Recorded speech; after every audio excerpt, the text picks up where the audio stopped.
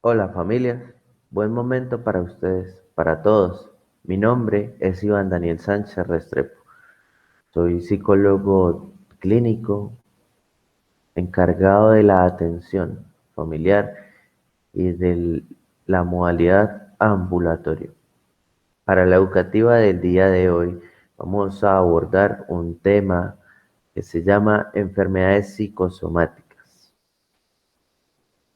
Teniendo en cuenta que el acompañamiento interdisciplinar tiene un primer momento generando sensibilización y conciencia de lo que es la enfermedad de la adicción y la enfermedad de la familia, codependencia.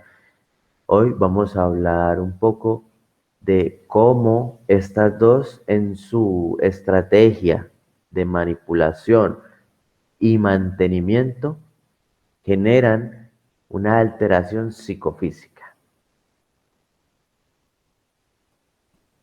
Vamos a tener el momento inicial, un video que nos va a aclarar dudas, que nos va a dar señales, factores, que nos va a dar una introducción. Y desde el acompañamiento Renaceres vamos a abordar esta dinámica desde un ejemplo. Creo que es algo más didáctico que nos puede dar claridad para replicarlo en otros ejemplos más específicos. Vamos al video. Hola, hoy desde Psicoactiva vamos a hablaros sobre el trastorno de somatización o trastorno psicosomático. El término trastorno psicosomático significa enfermedad física que se cree que es causada o agravada por factores mentales. El trastorno de somatización es básicamente una afección crónica en la cual la persona presenta síntomas de malestar físico, pero no se puede encontrar ninguna causa orgánica que lo justifique. Sin embargo, el dolor y los síntomas que experimentan son reales y no son creados ni simulados. Dichos síntomas son recurrentes, inexplicables e interfieren negativamente en su vida social, laboral e incluso personal. Parece ser que su origen se debe a altos grados de ansiedad, que pueden ser ocasionados por un alto nivel de estrés o por problemas emocionales más o menos importantes. Estos padecimientos, además, causan angustia e incapacitan a la persona para funcionar normalmente. Aunque este trastorno esté relacionado principalmente con la regulación emocional, los síntomas son muy reales y la persona no tiene control consciente sobre ellos. Cuando alguien padece un trastorno de somatización, sufre dolencias y síntomas desagradables durante mucho tiempo, incluso años, que afectan a diversas áreas del cuerpo. Es habitual en estos casos que la persona describa sus síntomas en términos imprecisos, pero dramáticos y muy emocionales. Suelen buscar ayuda u opinión de más de un especialista y se quejan de que los exámenes médicos no logran solucionar sus problemas.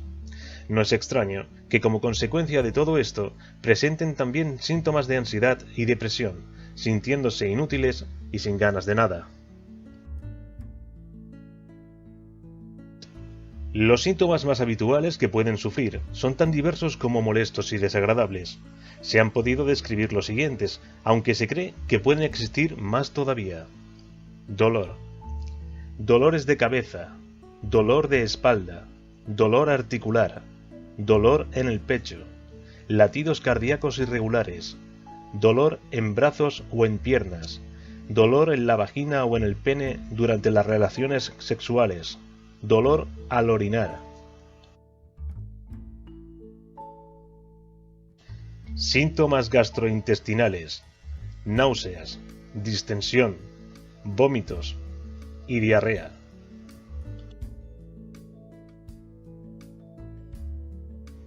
Trastornos sexuales, incapacidad para mantener una erección, periodos irregulares, sangrado menstrual excesivo, dolores menstruales.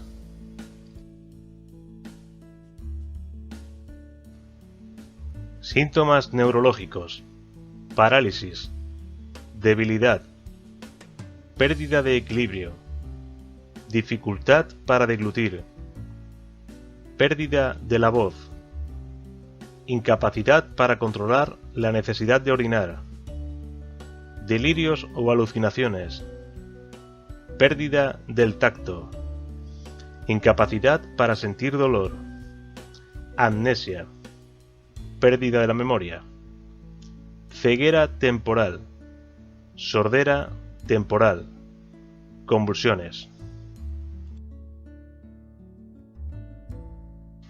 La persona que somatiza suele ser alguien muy dependiente en sus relaciones sociales, pide continuamente apoyo emocional y puede irritarse con facilidad cuando siente que no recibe suficiente atención. Sus amigos y familiares pueden describirlo como alguien con afán de protagonismo e incluso manipulador. Y es que de esta forma tiende a manifestar un sufrimiento que no puede expresar de otra manera. Además, de esta manera puede conseguir algunas ganancias, como influir en otras personas o manejar ciertas situaciones desfavorables. Sus síntomas somáticos son como una llamada de atención para solicitar ayuda emocional. Tanta insistencia e intensidad, a costa de la propia salud, refleja su deseo excesivo de ser atendidos en todos los aspectos de su existencia, aunque no es raro que haya otros propósitos, como por ejemplo, evadir responsabilidades de la vida, impedir involucrarse en trabajos más demandantes u oportunidades de crecimiento importantes, lo que nos sugiere una sensación de incapacidad o culpabilidad, es decir, los síntomas obstruyen y castigan, o unificar una familia dividida, debido a que los miembros del grupo se organizan en torno al enfermo para olvidar otros conflictos o problemas. A menudo, las personas que somatizan no son capaces de darse cuenta que su problema es básicamente psicológico, y por ello presionan a los médicos para ser sometidos a un sinfín de tratamientos. A esto puede añadirse un amplio historial médico de pruebas diagnósticas y visitas a servicios de urgencia, muchas de ellas además con informes de rechazo de más procedimientos médicos. De ahí que manifiesten sus quejas de forma dramática, con una conducta exhibicionista, dependiente, manipuladora e incluso suicida. En ocasiones, cuando estas personas toman un medicamento antidepresivo o ansiolítico, pueden sentir un gran alivio de sus síntomas físicos. No obstante, en la mayoría de los casos, el tratamiento también debe centrarse en trabajar efectivamente los problemas que desencadenan este trastorno, como las dificultades en las relaciones personales, problemas en el trabajo, dificultades con la pareja, los estudios, etc. Además, la psicoterapia puede ayudar a entender y manejar el malestar físico crónico. Los medicamentos recetados por un médico de cabecera o especialista pueden ofrecer algún tipo de alivio de manera rápida, pero luego este se desvanece y es preciso trabajar más a largo plazo.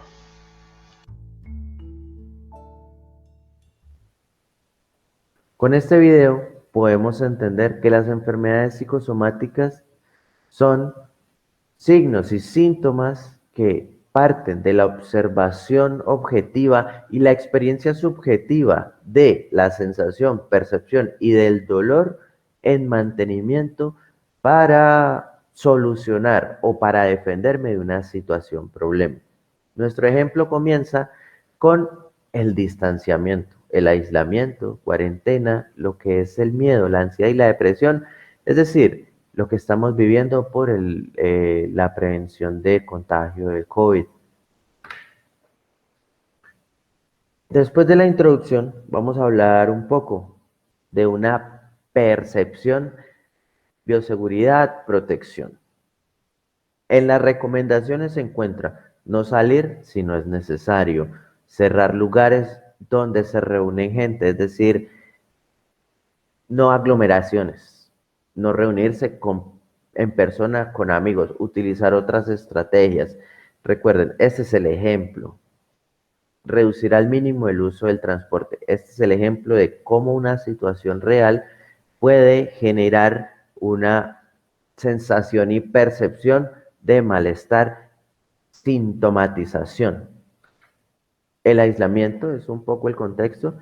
Se utiliza como medida de protección, la cuarentena como medida inteligente, pero bueno, de acciones repetitivas para prevención y protección.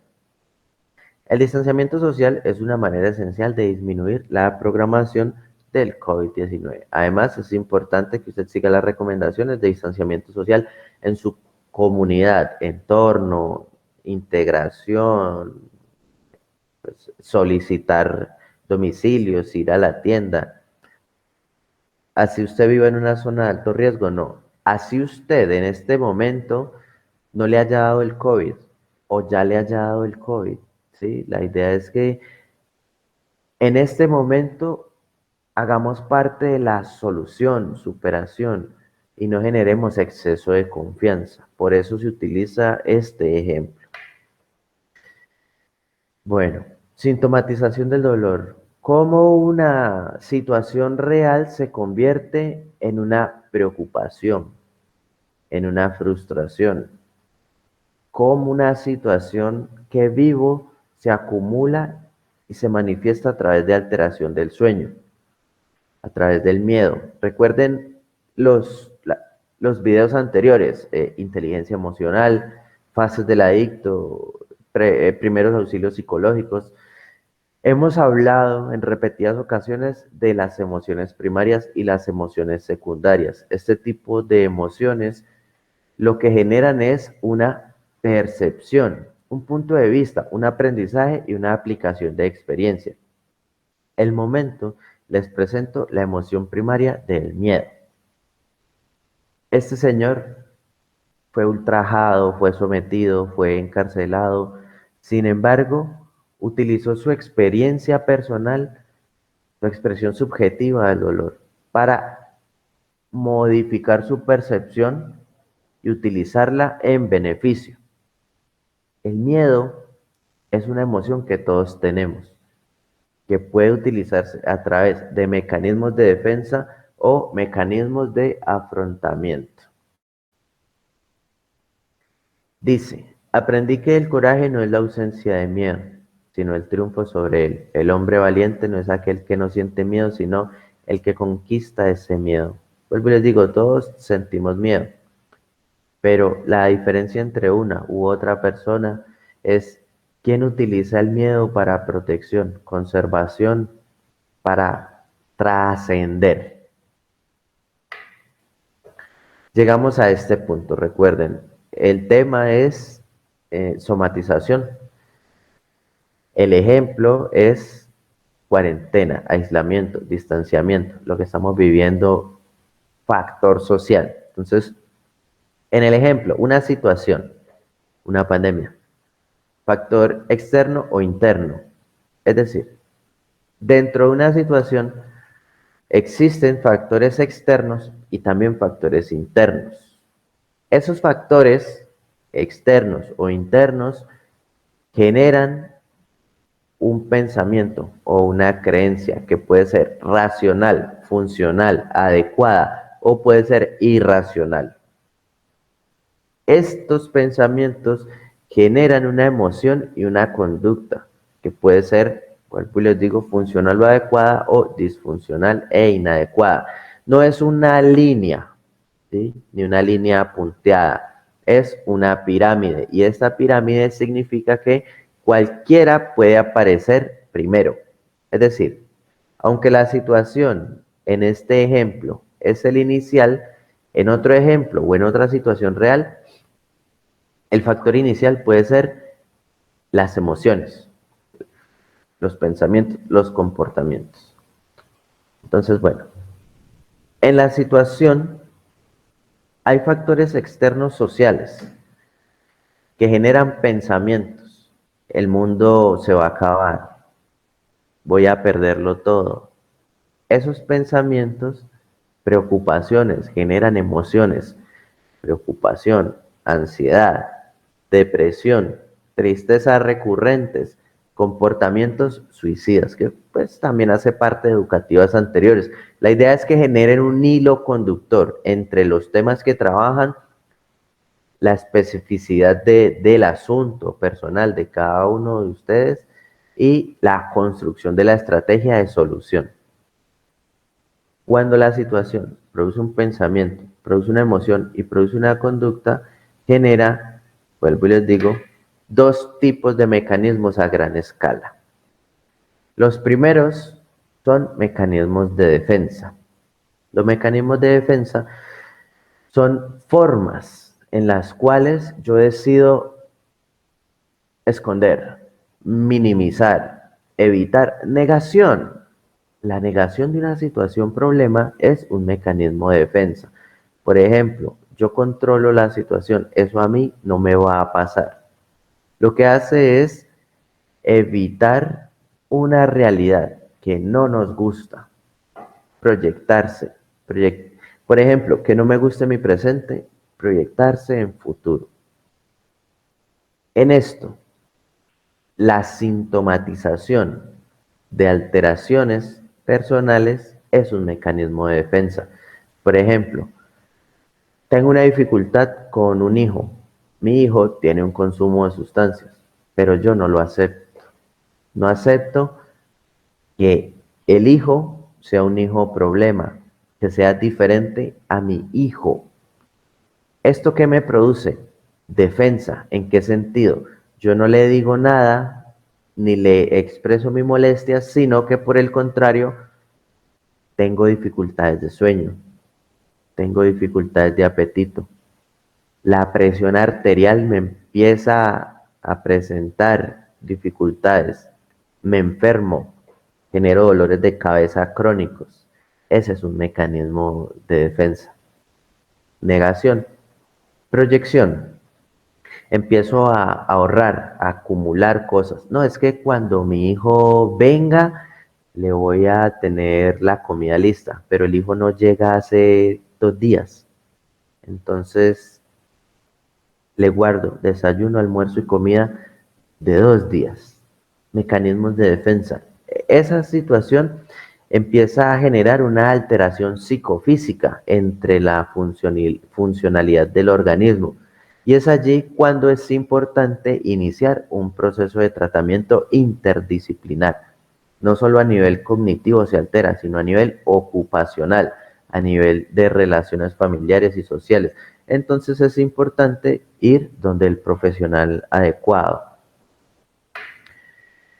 Diferente es con el ejemplo de la situación que se presenta, que puede ser funcional o no funcional. Hay dos formas de percibir, una en beneficio y otra en malestar. Hay dos formas de sentir una misma emoción, en forma de defensa o en forma de afrontamiento. Vamos al miedo. El miedo para una persona puede ser silencio. No es que si yo le digo, es que no le puede decir nada. Es que ese miedo se convierte en una defensa para no cambiar. Diferente es si yo utilizo el miedo y mi percepción subjetiva de una situación real para buscar una solución, generar conciencia. Esa es la mejor estrategia que se tiene para afrontar. Generar conciencia frente a un problema. No se trata solo de reducir el malestar, sino de identificar, reconocer y aceptar para poder trascender, modificar, para poder asumir. Para poder iniciar el camino de la solución, primero hay que generar conciencia de la situación que se siente, que se vive, cómo se percibe, cómo me afecta principalmente. Hay dos tipos de afrontamiento. Uno es enfocado a la situación, es decir, tengo una situación y busco solucionar de forma directa la situación, y otra es a mis emociones. Cuando no puedo solucionar la situación, pues busco solucionar las emociones adheridas a esa situación. Por ejemplo, en el ejemplo anterior, en el cual tenemos una relación compleja con un hijo, el primer momento de decirle, mira, tienes un problema, pues se va a generar un malestar. ¿Por qué? Por las dos enfermedades iniciales, adicción y codependencia. En el momento inicial que se genera una dificultad, yo lo que hago es aislarme, sintomatizo la situación, tristeza, frustración, fatiga, aburrimiento, desespero, infelicidad. Lo primero que hay que hacer es afrontar las emociones. Después de afrontar las emociones, identificar, reconocer, aceptar, asumir, puedo acercarme a la situación nuevamente sin que me perturbe. Ese es el objetivo de asistir a psicología. No es manejar, controlar, no. Es liberar, asumir, generar conciencia del estado inicial y del estado contiguo. Esto pues lo que nos ayuda es a reorganizar los pensamientos y validan lo que estamos sintiendo, lo que sienten las otras personas. Ahora bien, en sintomatización del dolor, como pudieron ver en el video, pues hay, llamémosle signos, ¿sí? Situaciones observables, sensaciones, sensaciones que mediante la percepción sobre la sensación se puede identificar un aumento en el malestar. Vamos al dolor articular. El dolor articular es un dolor focalizado que se puede convertir en dolor crónico si no se le presta la suficiente atención. Pero para poder trabajar la situación hay que hacerlo desde el malestar físico, desde acompañamiento en dificultades de movimiento articular, pero también, miren, antecedentes y detonantes. ¿Cuál nos falta? El mantenimiento. El mantenimiento puede ser una causa psicológica, una causa emocional, una dificultad frente a no querer asumir el cambio. ¿Por qué? En las articulaciones, pues están los apoyos. Si yo tengo una dificultad emocional por una ruptura de pareja, pero yo sigo aferrado al amor, se me convierte en un dolor crónico y ese dolor crónico puede estar ligado a las articulaciones mayores, rodillas, hombros, cadera. Entonces, es un ejemplo. Otro, cuando se aumenta el ritmo cardíaco, cuando se aumenta la sudoración. ¿Qué significa eso? Que tengo una anticipación catastrófica, es decir, que tengo una preocupación y esa preocupación se me convierte en un signo físico.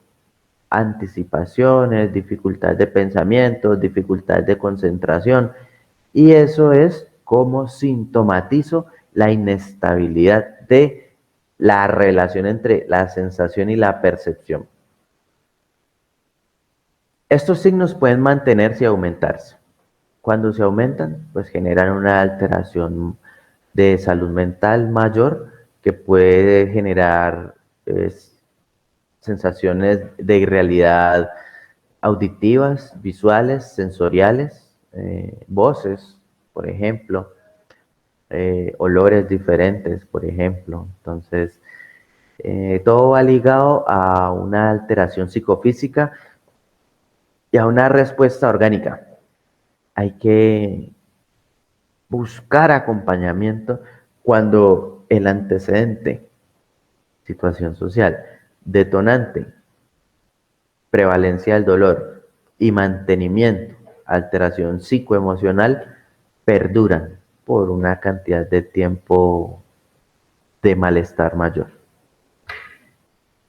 Una solución de afrontamiento. Recuerden, el mecanismo de defensa con la sintomatización lo que hace es disfrazar un dolor emocional y convertirlo en un dolor físico. Es decir, se mantiene el dolor, se mantiene la alteración, bueno, empeora, y la verdad empeora, porque cuando se tiene una dificultad familiar, el azúcar aumenta, o bueno, la presión arterial aumenta. Entonces, mmm, esa es una forma de defenderse, de sentir, sentir que existe un culpable diferente a uno mismo, no asumir la responsabilidad, no generar una actitud de cambio y buscar justificaciones externas. Mecanismo de defensa, mecanismo de afrontamiento, formas de, bueno, aquí dice manejar la ansiedad. Afrontar la ansiedad es la expresión correcta. Relajación muscular. ¿Con qué? Ejercicio físico, ejercicios de respiración, asumir los pensamientos, hacer inhala, 1, 2, 3, exhala, 1, 2, 3, generar conciencia con ejercicios de descanso y acompañamiento en terapia psicológica para realizar procesos de cierre, procesos de madurez, procesos de comprensión, procesos de ajuste y reajuste emocional. Otra forma de sintomatizar una alteración es a través de la expresión psicofísica de la depresión. La depresión es una enfermedad neuroquímica que genera una alteración en producción de neurotransmisores. La depresión produce dolor. La depresión produce fatiga, cansancio. La depresión produce infelicidad. La depresión es, llamémosle, una acumulación negativa de pequeñas situaciones a las cuales no les presté atención y que van mucho más allá de la tristeza. La depresión no solo es una cara triste, la depresión se convierte en una forma de esconder mi comportamiento personal, mi autoconcepto, mi motivación. La depresión prevalece por dificultades en el proyecto de vida. Hay personas que sonríen mucho, hay personas que se esconden en la sonrisa. Mecanismos de defensa. Por eso toco el tema tan importante que son los mecanismos de defensa, las formas de no asumir, las formas de generar actitudes de no cambio, formas de mantener dificultades psicosomáticas. Una forma, de nuevo, afrontar la depresión es buscar apoyos en personas, buscar aprender de otros entornos, buscar comunicación. Las dificultades de la depresión inician por un diálogo interno negativo extenso, es decir, no puedo, no soy capaz, no lo consigo, entonces poder exteriorizar el diálogo, buscar formas comunicativas que pueden ser a través de las redes sociales, que pueden ser a través de, recuerden el distanciamiento, medidas de bioseguridad. Por favor, no generen exceso de confianza. No se trata de que la vida sea una sola forma de vivirla o que esta sea una búsqueda de la perfección. Se trata de que esto es un apoyo y ustedes utilicen el apoyo para ayudarse a sí mismos. ¿Cómo pueden aplicar todo lo que ha pasado en las educativas en su estilo de vida personal? Crear planes de actividades diarias, una planificación, me levanto, continúo, desayuno, realizo esta actividad, voy a este lugar, saludo a esta persona y así pues generan una ocupación que puede ser en el tiempo de ocio también. Reconocer las propias sensaciones y emociones. Recuerden, la depresión es una alteración neuroquímica en la zona prefrontal del sistema nervioso. Entonces, hay que reconocer cómo me siento, qué siento, cada cuánto lo siento. No se trata solo de pensar en positivo, sino de darse la oportunidad de reconocer la fragilidad humana. Sentirse triste no es negativo. Sentirse triste es resignificar la pérdida o las situaciones difíciles. Y también pues acompañamiento con terapia psicológica para trabajar reestructuración cognitiva. Pensar, sentir, actuar y generar un equilibrio entre estas relaciones.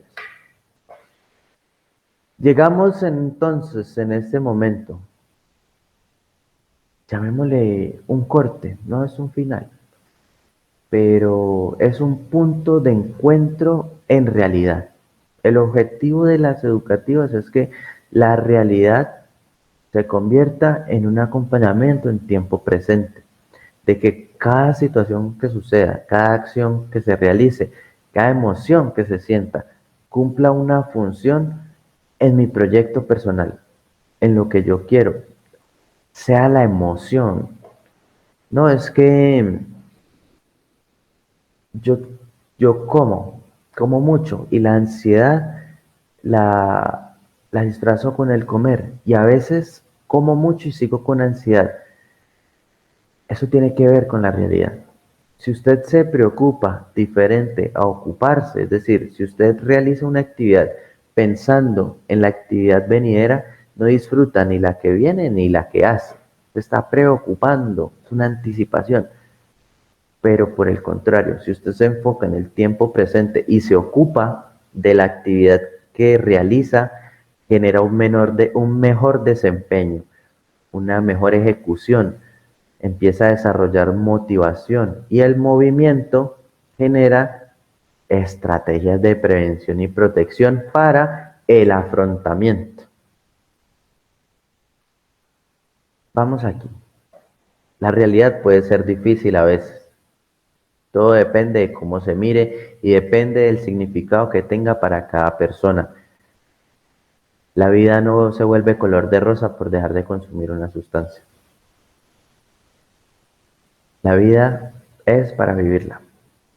Y la sintomatización de las situaciones reprimidas se convierte en una dificultad, una alteración psicosomática, dificultades sociales, familiares, personales, a causa de la expresión inadecuada, pensamientos y emociones.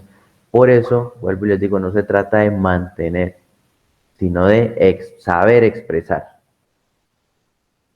La comprensión de uno mismo permite la comprensión de los demás. Cuando yo reconozco mi pensamiento, mis sentimientos, mis formas de comportamiento, mis hábitos, puedo comprender a las demás personas. Por ejemplo, no se trata de decir que somos diferentes y que a mí no me gusta lo que a ti te gusta. Se trata de reconocer que somos diferentes y poder identificar cómo me afecta a nivel personal lo que no me gusta de alguien, de alguna persona, alguna acción, algún comportamiento, y cómo puedo permitirme aprender de eso, de su historia de vida, de cómo utiliza mecanismos de defensa o afrontamiento. Recuerden el ejemplo, frente a las estrategias de prevención de contagio del COVID, las personas que utilizan el tapabocas como barbijo o como cubreboca. ¿Cómo puedo aprender de eso? No se trata simplemente de señalar, de mostrar, de decir tú estás mal y yo estoy bien. No, se trata de cómo puedo aprender de todo el entorno y cómo puedo mejorar mis estrategias de prevención y protección. Cubierta, sí, pero también ejercicio, ejercicio físico, ejercicio oxigenación, ejercicio mental y ejercicio emocional, la risa, las habilidades cognitivas superiores, el humor es la mejor.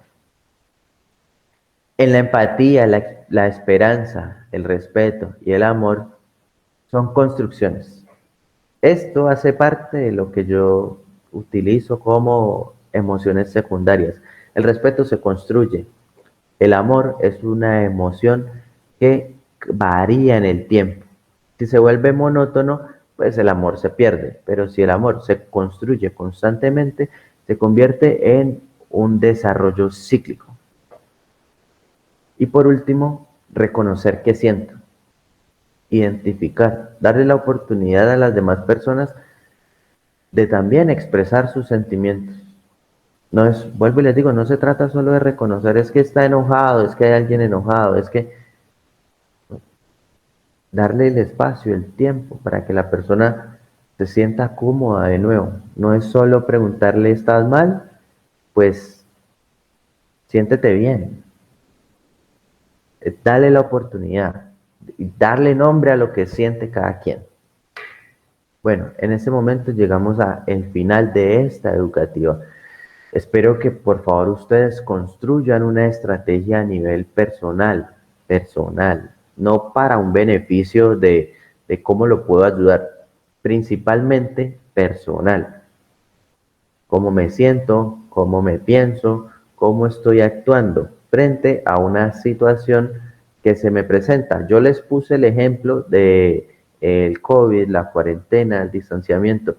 ¿Qué ejemplo o a través de qué acción pueden utilizar ustedes esto de forma aplicativa? Bueno, familia, agradezco la atención de todos, la participación en este proceso de tratamiento. Feliz momento para todos y hasta luego. Que estén muy bien.